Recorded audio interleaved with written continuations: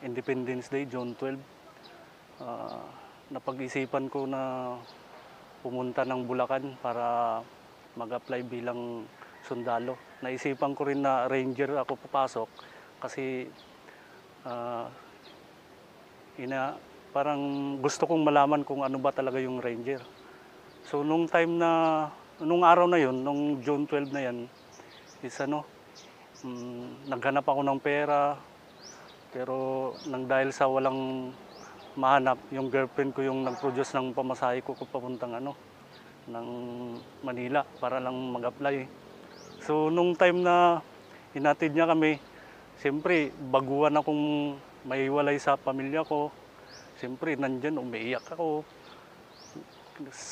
Lalo na nung paalis na yung barko, tapos nandyan yung girlfriend ko, nakikita ko rin. Siyempre, andun umiiyak yung girlfriend ko, umiiyak na rin ako.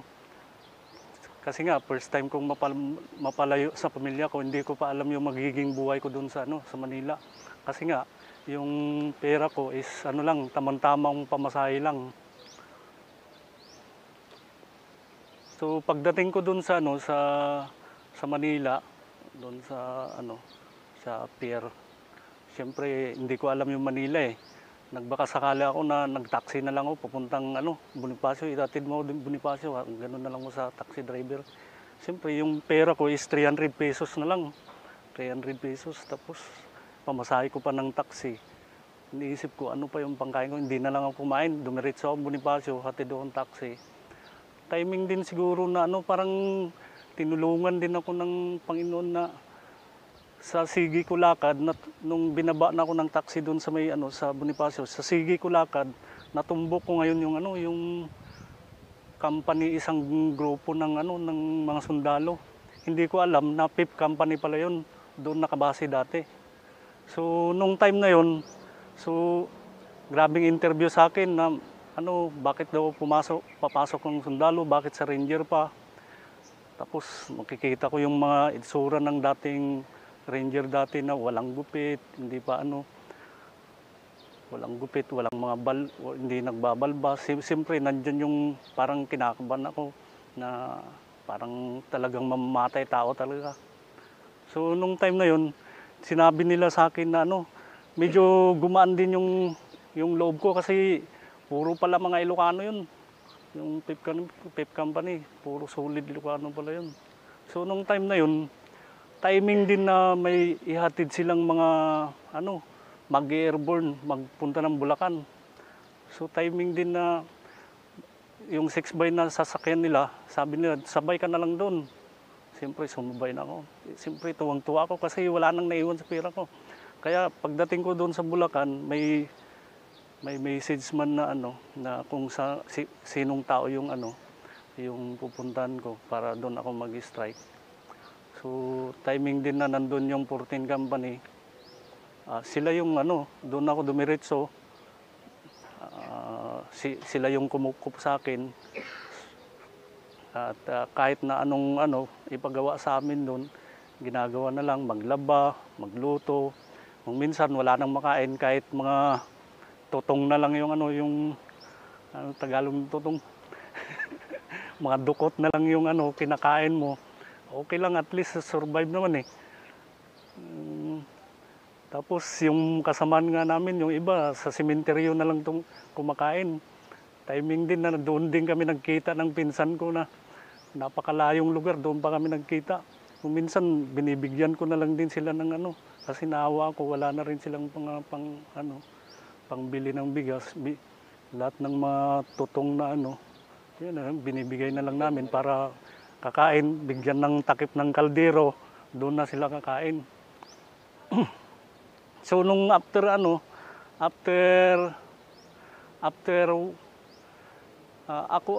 bago pa man ako makapasok noon, kasi marami kaming mga striker dati, marami kaming kagaya ko din na striker.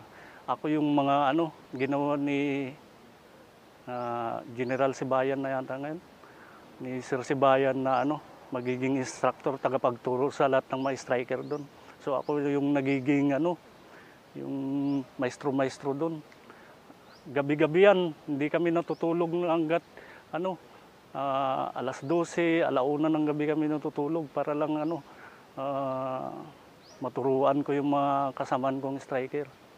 So after 1 month, di siyempre nag-exam na, nakapasa naman ako. So nag-take out na. Yun, tuwang-tuwa din ako. Pero nung nasa training na kami, halos doon na naman na hindi ko akalain na ganun pala yung training ng ranger. So, sobrang hirap. Kung ikukumpara mo sa mga training ngayon, sobrang hirap yung mga dinanas namin nung mga panahon na yun. Kasi halos di ka na nga makatakbo, paluin ka pa. So paano mo napag-adjustan yung mga bagay na yun, yung training na nagawa doon sa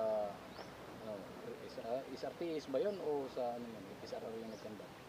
Sa SRT, sa kan pa lang nun, under pa ng headquarters sa FSRR. Dati, sabi ko nung sumakit na yung paa ko, kasi nga, pag sinasabi mong may mga sakit ka, parang gustong-gusto pa nilang pahirapan yung mga training. Kaya sa akin, parang itinago ko lang yung mga sakit ko nun ba, na halos di na ako matakbo. Pag ako na lang yung, parang umiiyak na lang ako sa gilid. Umiiyak na lang ako na sabi ko, nakaya ko nga yung after 1 month na kasi yun eh. Nung sumakit, bumigay na yung paa ko. Tapos, sinabi ko na kung nakaya ko ngayong 1 month, ito pa kaya na kasi ang iniisip ko, pag kaya mo daw nakaya mo isang araw, sunod na yan isang buwan, siyempre 3 buwan makakaya mo naman yan. So, hanggang makatapos. So yun, nilihim ko hanggat, sabi ko kung uuwi ako, nakakaya naman sa nag-endorse sa akin, sa pamilya ko, na expect nila is magiging sundalo ako. Ano ba yung chismis doon sa inyo? Sundalo ka na o anong balita na pinaparating mo doon? Sundalo ka na o nagtitraining ka pa? Siyempre, alam nilang bago pa lang kasi ako umalis doon, yung father ko, alam niya nang papasok na ako ng sundalo. So, ini-expect na nila na magiging sundalo talaga ako. Pero yung mother ko talaga, kahit ano daw mangyari, ayaw niya talagang maging sundalo ko. Kaya tiniming ko yung mother ko dati na na wala siya doon sa bahay. Nagbakasyon sa ng Luzon bago ako sumibat papuntang Manila mag-apply. So nung kuwan na yun, hanggang nawala man lang din yung sakit ng paa ko. Ala, sige, takbo lang ng takbo. Hanggang sabi nga nila huwag lang mag-negative, makakatapos din. So nung natapos mo yung kurso na yun, yung candidate soldier course ba yun? Anong feeling mo ngayon nung natapos mo yung training mo? So nung natapos ko yung training, sobrang tuwang-tuwa ako na di ko alam kung anong kaligayahan na mayroon ako nung time na yun kasi dahil nga sa hirap ng training, nakayanan ko.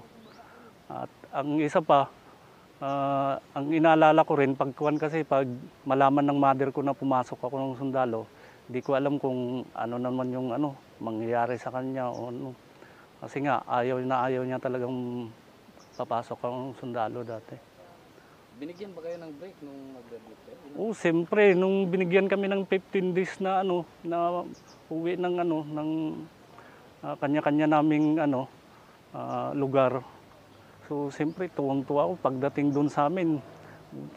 Hindi na parang yung damit mo na suit-suit na yung mga black na ganun, parang ayaw mo na tanggalin. Yung may tatak na Scout Ranger? Oh, parang may tatak na Scout Ranger, parang ayaw mo na tanggalin. Pakita mo talaga sa tao na yung ranger ka na nakatapos ka ng training, na sundalo ka na. So, nandyan pa yung mga classmate namin kasi marami kaming taga doon sa amin na mag-usap-usap muna kami diyan na sabay-sabay kami magtakbo. Siyempre yung mga tao, parang nanibago doon sa amin ba kasi nung time lang na yun na na nakakita sila ng mga sundalo na siyempre tapos na kami.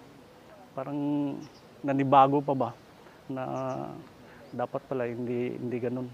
So nung ano kayo, binigyan kayo ng break, bumalik pa ba kayo sa Bulacan o nag-report na kayo ng kanya-kanyang kumpanya? Nung pagbalik namin ng ano, pinabalik pa kami ng Bulacan.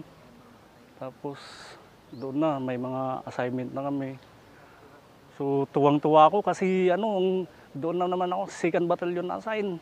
Kasi ang 2nd Battalion is malapit lang doon sa amin. Doon sa ano, sa Quirino.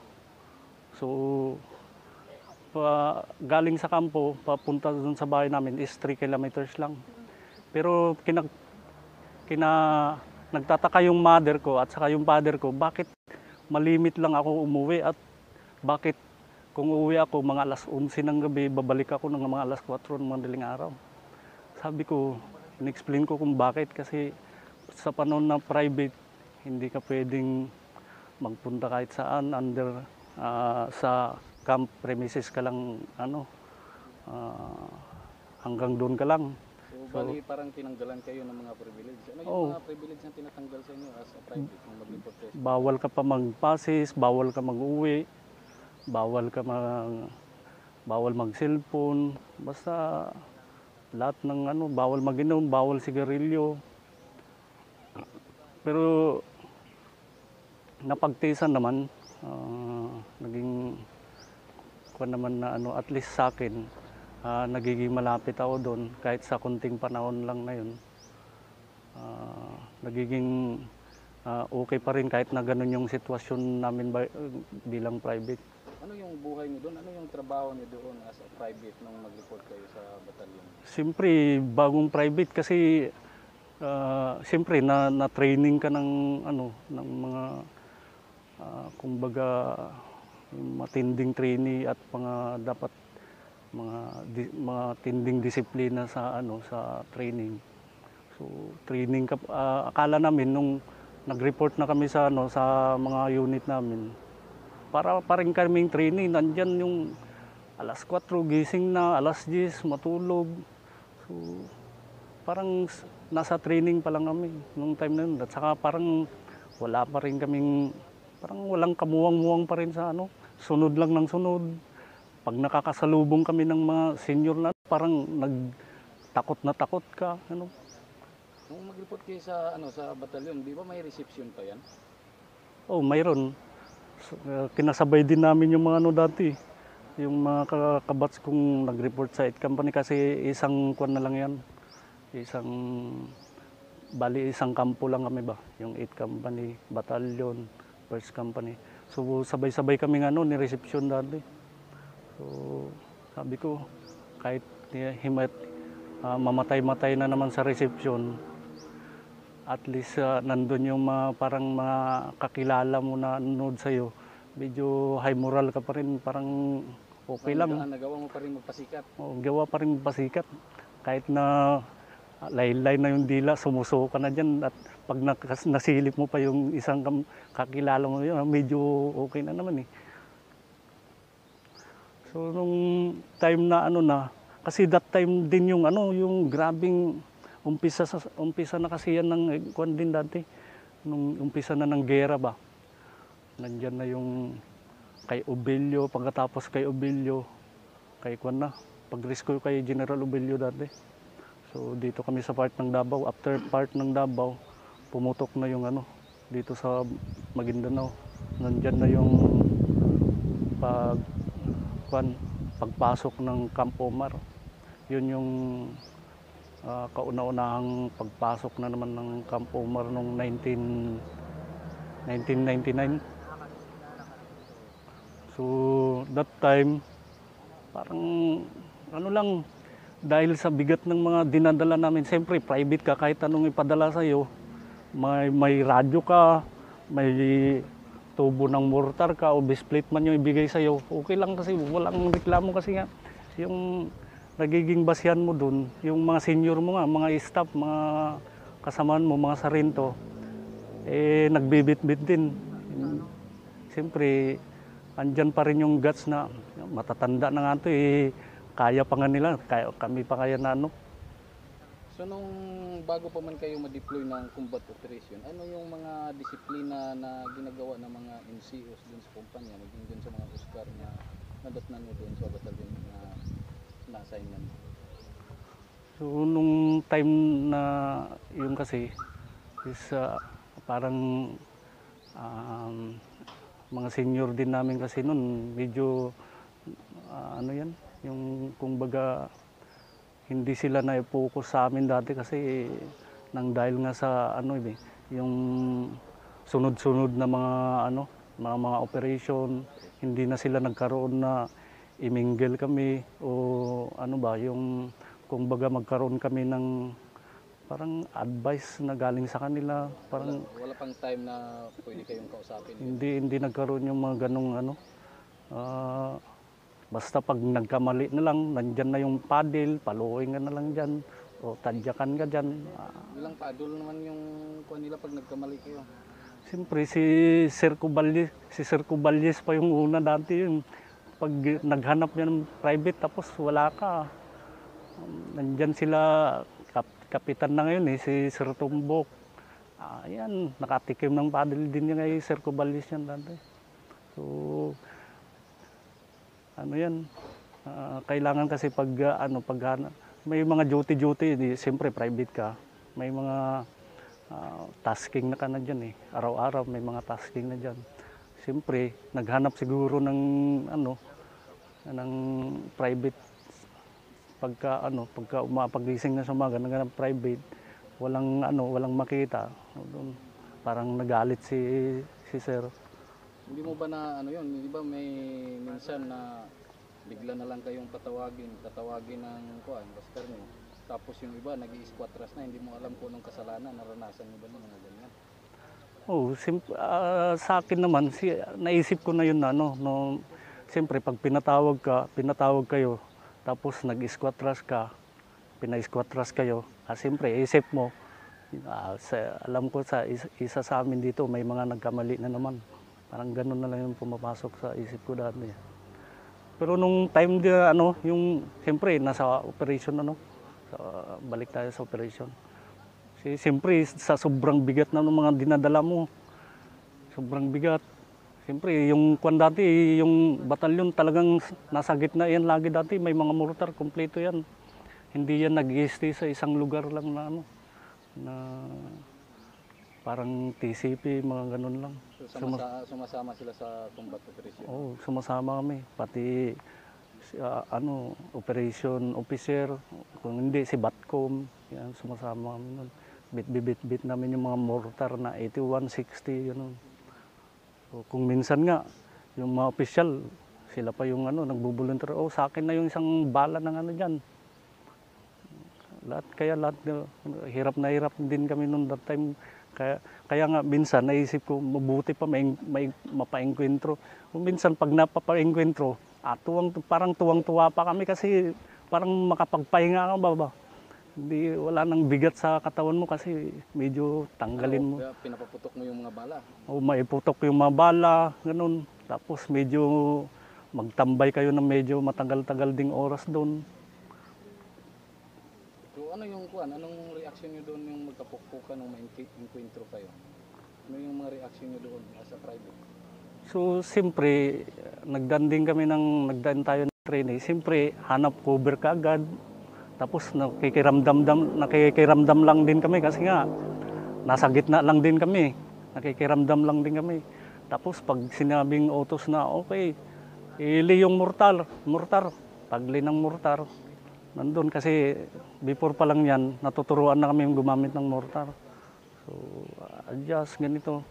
So kami yung nila Plasos, nila Sergeant Tiramis.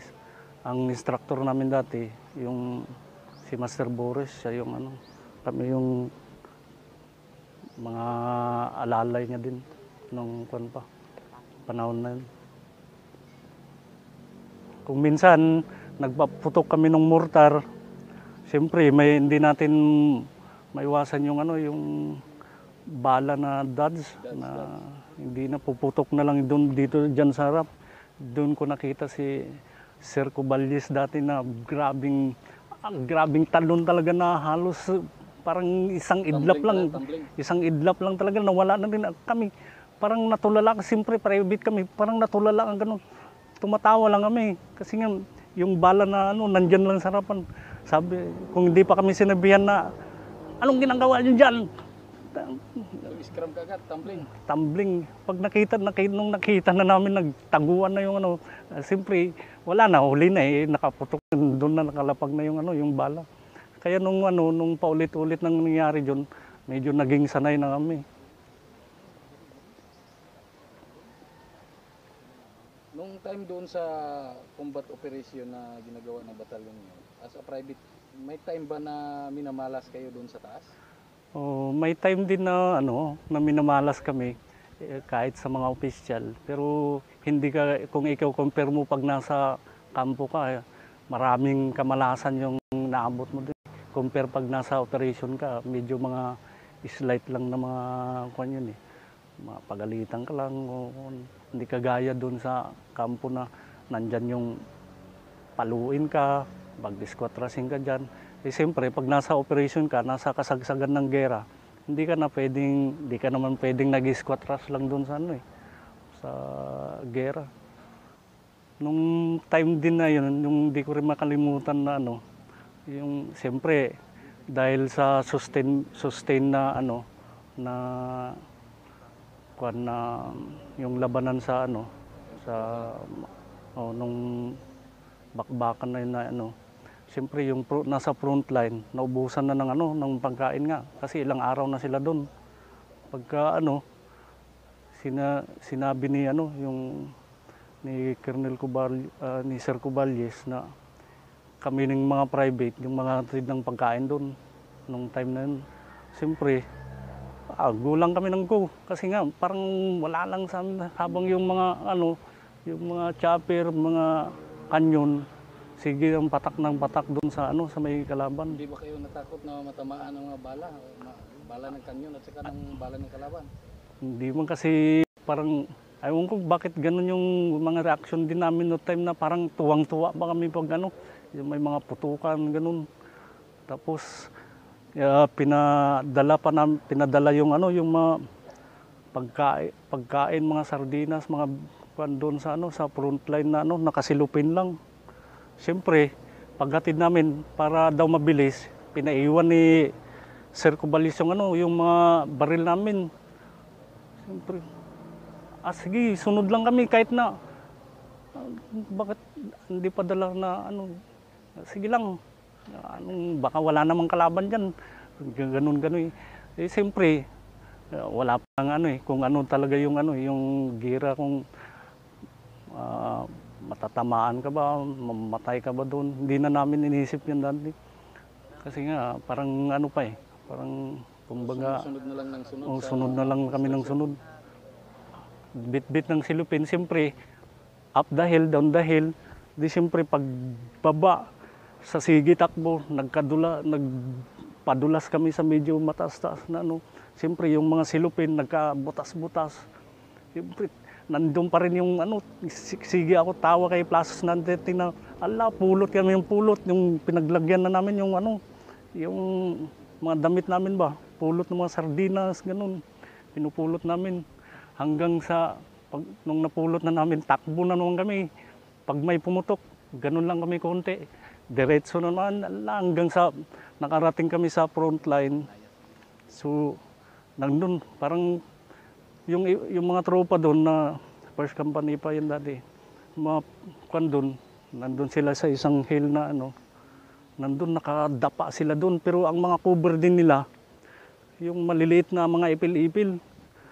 Sabi ko, paano ba ito? Tapos sinasabihan kami na mag-cover, anong kukover namin doon ito kung ang liliit naman ng mga puno na di siyempre mas maganda pa na Dapa na lang.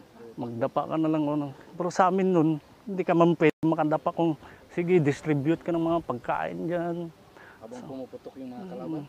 Habang pumuputok yung kalaban, pabilisan na yung kahit sinisigawan kaming dumapa kami, pero ang inisip namin, may bibigay na yung pagkain, tapos makabalik na pagkabigay ng pagkain, balik na naman kami. Takbo hanggang sa nakarating din kami. So kung ikumpara mo ngayon yung buhay private noon at saka buhay ng private ngayon, ano yung maisasabi? Ano maisabi? Siyempre, malayong malayo talaga. Ah, kasi nga nang dahil sa sinusunod nating ano, yung SOP number 9 na malayo. Kasi kung i-compare mo kasi dati, lutong-luto or kumbaga well-trained talaga yung mga sundalo dati. Not like ngayon na ano, Ano yung sinasabi mo na SOP number 9? yung bawal ng kaldagin, bawal ano, yung bawal ang body contact, mga ganun, bawal mong pahirapan yung estudyante. Doon kasi, sa mga ganung kwan kasi, makikita na kung saan ka determinado ng yung ano yung isang ano sundalo kung pagiging sa CIS pa lang medyo kung nasalain mo talaga yung ano kung sino talaga yung qualified talaga. Bakit noon ba nung mag-report ka, wala talagang wala talagang bawal, kaldag, basta pag nagkamali. Ay basta pag nagkamali, minimum punishment mo na yung ano yung squatters diyan. Nandiyan pa yung kahit anong mapulot niyan, bakal o kahoy diyan, banat. Pero ano naman nagiging yung sa mga batch namin na ano sa kukunti lang talaga yung mga ano hindi nag-awol, hindi kasi dumanas ng matinding training eh. Kung ikukumpara mo sa ngayon na mga ano, kunting hirap lang sa bundok, kunting parusa mo lang, umuwi na, nag-aawol na. So ang masasabi ko lang sana, pagdating sa training, dapat nandyan yung ano, yung masusing kwan ba, paghanap ng mga qualified talaga ng mga giging sundalo natin, lalong-lalo na sa Ranger. Kasi nga dito sobrang hirap talaga yung ano, kung i-compare mo sa ibang sundalo. So kailangan yung ano, sa training pa lang, ano na, kailangan determinado at talagang ano na, yung malakas yung loob.